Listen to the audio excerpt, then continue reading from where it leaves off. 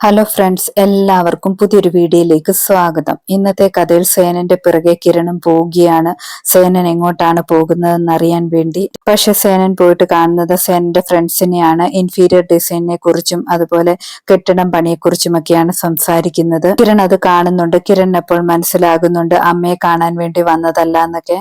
അതേസമയം കെട്ടിടത്തിന്റെ മുകളിൽ കൂടി കല്യാണി നടക്കുമ്പോൾ കല്യാണിക്ക് കെണി വെച്ചിരിക്കുന്ന സ്ഥലത്ത് നിന്നും മാറി കല്യാണി നടക്കുന്നു. ആ സമയത്ത് രഞ്ജൻ വിചാരിക്കുന്നുണ്ട്, ഇവൾക്ക് നല്ല ഭാഗ്യമാണല്ലോ, ആ കെണിയുടെ സ്ഥലത്തു നിന്നും അവൾ മാറിയാണല്ലോ പോകുന്നത്, എങ്ങനെ അവളെ തിരിച്ചെത്തിക്കുമെന്നൊക്കെ വിചാരിക്കുന്നു. പിന്നീട് രൂപയാണെങ്കിൽ സരയുന്റെ വീട്ടിൽ ചെല്ലുന്നു. ആ സമയത്ത് ശാരി പറയുകയാണ്, കല്യാണിക്ക് വേണ്ടി ഞാൻ ഒരു കെണി വെച്ചിട്ടുണ്ടെന്നൊക്കെ. എന്റെ സഹോദരനെ കൊണ്ട് ഒന്നും പറ്റുന്നില്ല, പക്ഷെ ഞാനാണെങ്കിൽ ഇന്ന് തെളിയിച്ചു തരും, കല്യാണി ഇന്ന് അവസാനിക്കുമെന്നൊക്കെ പറയാണ്.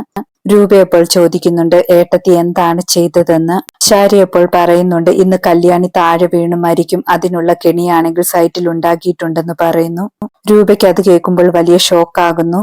അതേസമയം കിരൺ വീട്ടിൽ വെച്ചാണെങ്കിൽ മനസ്സിൽ വിചാരിക്കുന്നുണ്ട്, കല്യാണി പോകാൻ നേരത്ത് കാല് വയ്യാതെ വന്ന തടസ്സമൊക്കെ വിചാരിക്കുന്നു.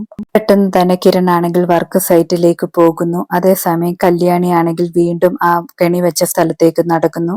രഞ്ജൻ അപ്പോൾ വിചാരിക്കുന്നുണ്ട്, കല്യാണിയാണെങ്കിൽ ഇപ്പോൾ കെണി വെച്ചിടത്തേക്ക് നടന്നിട്ട് താഴെ വീഴുമെന്ന്. പക്ഷെ അതുപോലെ സംഭവിക്കുന്നില്ല. പെട്ടെന്ന് താഴേക്ക് വീഴുന്നത് രഞ്ജനാണ്. രഞ്ജൻ വീണ് കഴിയുമ്പോൾ കല്യാണിയാണെങ്കിൽ തിരിഞ്ഞു നടക്കുന്നു. പെട്ടെന്ന് അവിടേക്ക് കിരണം വരുന്നു. കിരൺ ചോദിക്കുന്നു, എന്താണ് സംഭവിച്ചതെന്നൊക്കെ. കല്യാണി പറയുന്നുണ്ട്, അവൻ മുകളിൽ നിന്നും താഴെ വീണതാണ്, മരിക്കത്തൊന്നുമില്ല, കുറച്ച് നാളത്തേക്ക് കിടക്കും, ഞാൻ ആംബുലൻസ് ഒക്കെ വിളിച്ചിട്ടുണ്ടെന്ന് പറയുന്നു. എനിക്ക് വേണ്ടി വെച്ച കെണിയാണ്, അമ്മ എന്നെ ഫോൺ വിളിച്ച് എല്ലാ കാര്യങ്ങളും പറഞ്ഞിരുന്നു, അതുകൊണ്ടാണ് ഞാൻ രക്ഷപ്പെട്ടതെന്നൊക്കെ പറയുന്നു.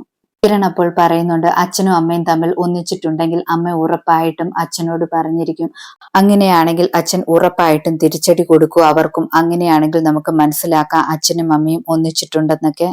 പിന്നീട് വെളിയിൽ വെച്ച് രൂപയും സേനനും കാണുന്നു. സേനനാണെങ്കിൽ രൂപയോട് പറയാണ്, കല്യാണി മോളോട് ചെയ്തതിന്റെ ശിക്ഷയായിട്ട് രാഹുലിനെ ഞാൻ തല്ലിച്ചതച്ചിട്ടുണ്ടെന്നൊക്കെ പറയുന്നു. അവന്റെ ഭാര്യ ചെയ്തതിന് അവന് തന്നെ ശിക്ഷ കിട്ടണം, അല്ലാതെ പെണ്ണുങ്ങളെ ഉപദ്രവിച്ചിട്ട് കാര്യമില്ല എന്നൊക്കെ പറയാണ്. രൂപ അപ്പോൾ പറയുന്നുണ്ട്, നമ്മൾ ഒന്നിച്ചെന്നറിഞ്ഞാൽ ഇതിൽ കൂടുതൽ പ്രശ്നമാകും, അതുകൊണ്ട് നമ്മൾ ഒന്നിച്ചെന്ന് ആരും അറിയണ്ട എന്നൊക്കെ പറയുന്നു. സേനൻ അപ്പോൾ പറയുന്നുണ്ട്, താൻ കാര്യങ്ങൾ അറിഞ്ഞത് കൊണ്ടാണ് രക്ഷപ്പെട്ടത്, താനും ഞങ്ങളുടെ കൂടെ ഒത്തുകൂടിയെന്ന് അറിഞ്ഞാൽ പിന്നെ അതൊന്നും അറിയാൻ പറ്റില്ല, പിന്നെ അവർക്കാണെങ്കിൽ ഒരുപാട് ദേഷ്യമാകും, പിന്നീട് ഇതിൽ കൂടുതൽ ശത്രുതയാകുമെന്നൊക്കെ പറയുന്നു.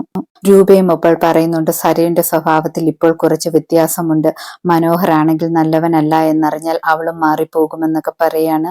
സേനൻ അപ്പോൾ പറയുന്നുണ്ട്, എല്ലാ കാര്യങ്ങളും നിരപ്പാക്കിയതിനു ശേഷം നമ്മൾ മക്കളും കൊച്ചുമക്കളുമായിട്ട് ഒന്നിച്ച് സന്തോഷത്തോടെ വസിക്കുമെന്നൊക്കെ.